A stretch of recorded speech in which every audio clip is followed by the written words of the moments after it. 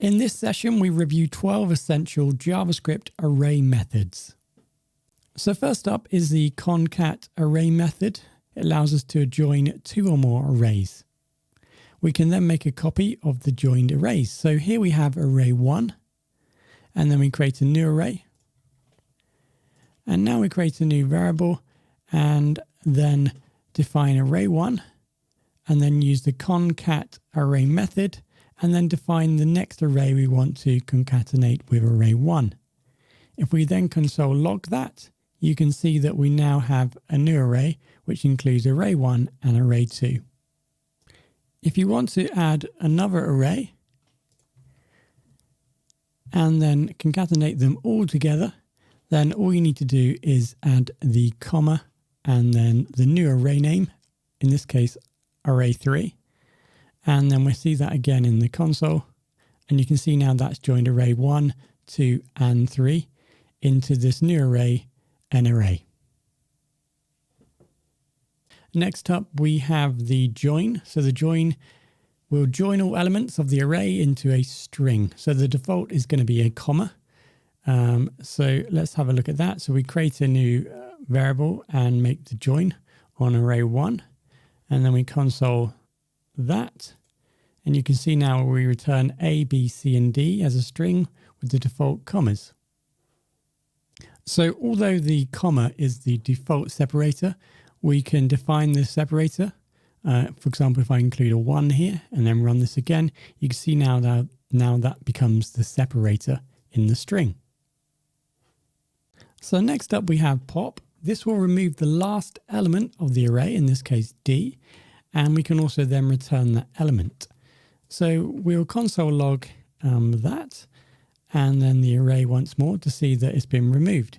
So if we run that, we can see that we've collected the last element in the array, and now the array doesn't include the D. Now we can do the opposite of this if we want to collect the first element of the array by using shift. So the same code again, except for I'm using shift here. And so if I run that, you can see now I've removed the first in the array, and now it doesn't appear in the array. Okay, so now we're going to be using push. So we're going to add a new element to the end of the array and return its new length. So we can do that by using push. So we add E to the end of this array here, array 1, and then we output the array also to see what happens. And you can see now I output the length of the new array once we've added E, and you can now see E has been added to the end of the array.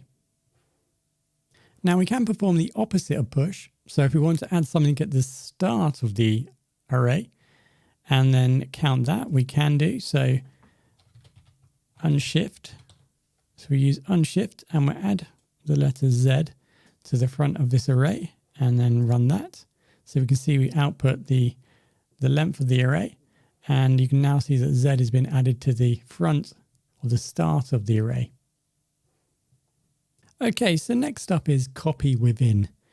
This is a little bit tricky if you're not used to slicing. Copies array elements within the array to and from a specified position. So the array won't change size.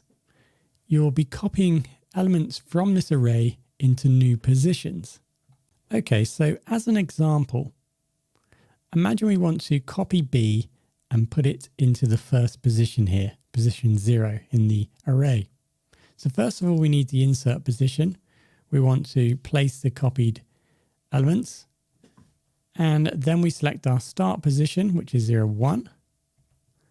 And now we need to define where we want to end the copy. So it's here, so 0, 1, 2. So we're just copying B and we're going to put it into position 0. So we'll run this and there we go. We have B, B, C, D. So let's have a look at copying C and D and putting it into this position. So the array will read CD, CD. So the position is still going to be 0 because we want to copy this over to there. We now know we want to start in 0, 1, 2. And we don't need the end here because it would just define the end. So this should now copy C and D into position 0 and 1. So there we go, CD, CD. Okay, so next up we have entries. So this returns the key value pair of the array iteration object. So we have our array. We then use the entries, and then we can loop this out. So here we have key value pairs of all the entries in the array. So next up we have reverse. So this is just going to reverse the order of the array. So here we have array1 reverse, and then we run that, and you can see that the array has been reordered. Okay, so next up is slice. So we're going to slice part of this array and then return it as a new array object. Now, when we type in arguments here, we first define the start of the slice, and that's actually included in the slice. So 0, 1, so B is going to be included in this slice. And then the end argument, that is not included in the slice. So 0, 1, 2, 3. So D in this case is not included. Therefore, we're slicing B and C. So if we run that, we return B and C. So if I include 4, that's obviously going to include the D. And then 0 to 4, well, that's just going to include them all. Okay, so now let's talk about sort. So sorts the elements of an array. So there's many ways that we can sort. So the first may be alphabetic or numeric, and we can sort by ascending or descending. So a simple example here, if I now change the parameters or the elements in my array, y, d, r, z, and try and sort them into alphabetical order using the sort, it will then try and sort them into alphabetical order. So if I run that, you can see I've got D, R, Y, Z. And finally, we have splice. So here we can add or remove elements from the array. So let's go ahead and try and remove everything except for Y in this array. So first of all, we start the slice at position 0, 1. And then we define where we need to end. So 0, 1, 2, 3. So we're going to slice all of that out and then just leave Y in the array. So we're going to console log the splice and then the new array, what's left. So you can see we've taken out D, R, and Z. So that's what it's returned. And then what's left in the array is just Y. Of course, we can do the opposite. So we want to take out 0.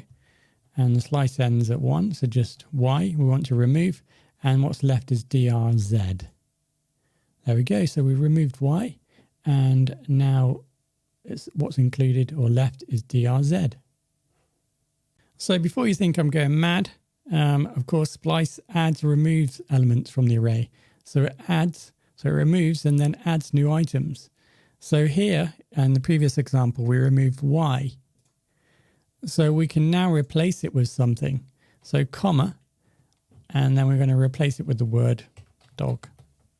So there we go. So we run that so we can see what we've extracted and then what we've now included in the new array.